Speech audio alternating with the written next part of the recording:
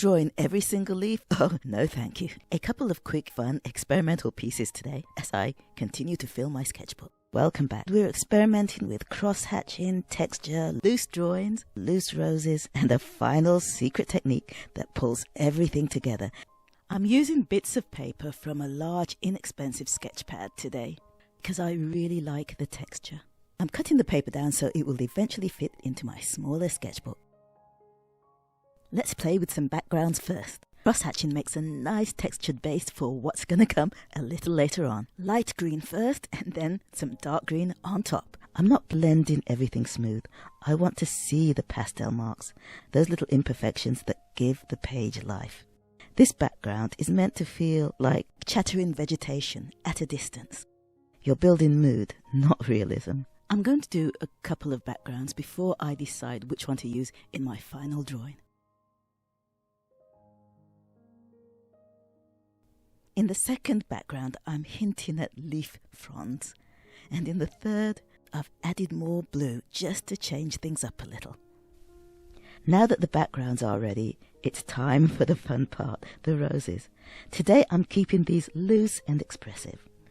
We're not going for botanical realism, we're going for feeling and suggestion. For this rose, I'm starting with yellow. Then I add some orange representing the slightly darker side. Then some spiral type lines representing the space between the petals.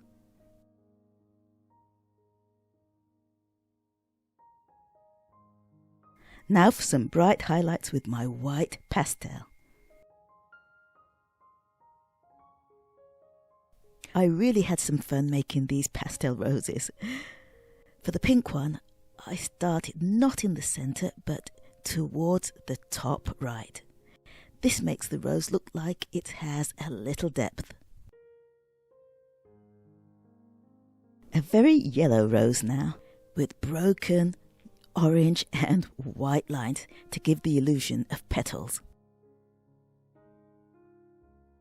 Okay, one little bonus now. Let's create a rosebud. It's pretty simple, just an oval shape, a little highlight on one side, and a green stem. Voila. Okay, here we have our 3 roses and our bud. Let's take a look at our backgrounds. We're going to choose one. And now, let's put them all together. Let's get started. I'm choosing the background with the leaf-like fronds, and then we'll do the yellow rose at the other 2, and then the background. Remember, we're not trying to be too detailed or too precious here. We want it ready for our next step. Next, our secret tool, and then our secret sauce. Let's create some magic.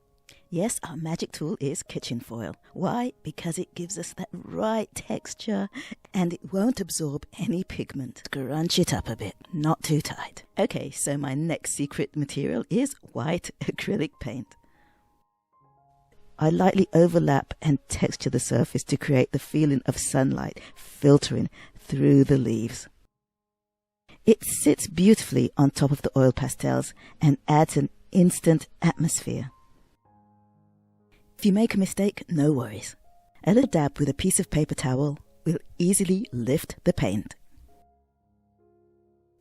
This technique really enhances the mood. Suddenly, it feels like the roses are sitting in real sunlight, not just on paper. It's not traditional, but it works. Your art and your style grows with experimentation. It has a light, bright look, which really makes me look forward to that summer energy. I thought I'd do another painting along this line. You may have seen my short, and that might have brought you here. Either way, I'm going to do a deeper dive into how I created this drawing. With this one, I started with a rough sketch. You might recognize this drawing from one of my earlier videos where I did the same subject with 3 different materials. That video was all about repetition, showing the importance of not just doing a drawing one time, but many times to really get to know it, to really understand your subject. In this one, we're doing a slightly looser, smaller version, And we're going to add a background. And not worry too much about getting it picture perfect. To tackle really fine lines, like the veins in the leaves, I'm using a green pencil crayon. And I'm going to create a background as if these apples are still hanging from the tree. Some layers of cross-hatching once again. First some light green, and then some darker green. We're going to leave the top half brighter, and make the bottom half a lot darker. Now I'm covering it with some wax paper, basically the same shape as the apples and the larger leaves themselves. Again, applying acrylic paint with aluminum foil. Once you feel comfortable about your paint application, you can take off the wax paper. Now I can see exactly where to apply extra paint. Okay, I think the larger leaves need a bit more detail to tie them in with the beautiful bright colours of the fruit itself. That done, let's take the tape off. Always so rewarding. Already I can see that it looks great, just like light shining through lots of leaves. Look at that. I really like it. And if you get really ambitious, why not try something like this? If you want me to demonstrate this one, let me know in the comments below. Hope you enjoyed this video, hope you experiment lots and learn lots. Wishing you so much love. Peace.